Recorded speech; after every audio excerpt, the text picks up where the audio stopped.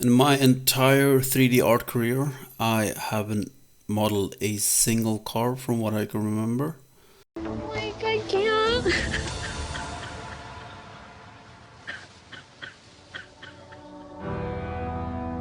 But fortunately for me, I did love Scooby-Doo as a kid, so the Mystery Machine kind of helped me overcome this irrational aversion to vehicles. At first, I tried to model the car in one entire go, as in like I just make one big block and I try to cut out the door and everything in the box. But eventually, I'm realizing the result is not that good. So I'm going back to the basic of just thinking about how the car would actually be built. So I'm assuming it's built part by part. So I just make the door and I make the hull and I just make everything separate. As for the tires, for a long time I was considering whether I should just do normal maps or model the details. And I'm currently on this journey where I'm trying to model in my details as much as I can. Um, so I decided to go the modeling path. I'm not sure why I have convinced myself, but I'm just thinking with nanite and everything happening, we're on track on less problems with geometry and we can reap the benefits of actual geometry with lighting, etc. Anyway, so I was failing hard at the tire and I kept thinking I needed to somehow extrude the pattern out of the cylinder, but then I started looking at this really cool tutorial on YouTube and I felt really dumb for not thinking of this myself. I really do love Blender's workflow over Maya because of the modifiers you just use.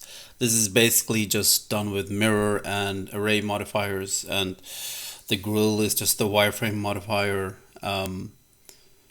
and it just helps you to see the entire silhouette quite early on without having to commit to any decision too early. Who's a less hot version of me? Yeah. So don't try to act so innocent. You can take that fake apology and shove it right up your hairy. And as soon as I'm done, you could also see that I assigned every different part that I wanted in different material colors. That's so I can, in Substance Painter, separate the model as I please a bit more easily.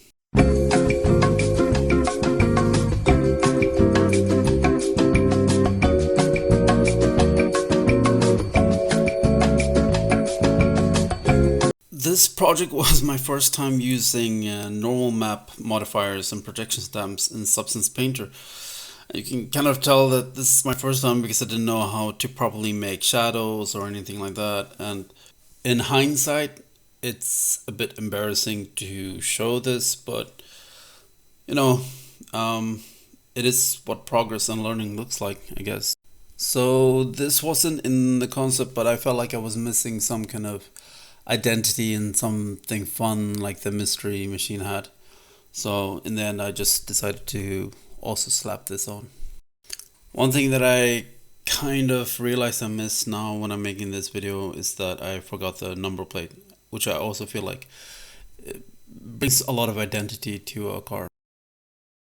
And the last thing I decided to do was just this moss filter that was going all over the car. I can't really explain that. I feel like sometimes when I add vegetation last minute, it does feel like it's plastered on, and I needed some kind of base for the greenery to grow on.